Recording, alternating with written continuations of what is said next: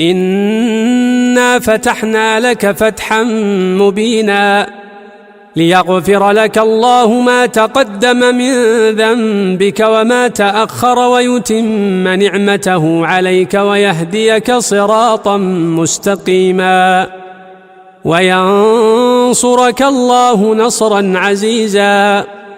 هو الذي أنزل السكينة في قلوب المؤمنين ليزدادوا إيمانا مع إيمانهم ولله جنود السماوات والأرض وكان الله عليما حكيما.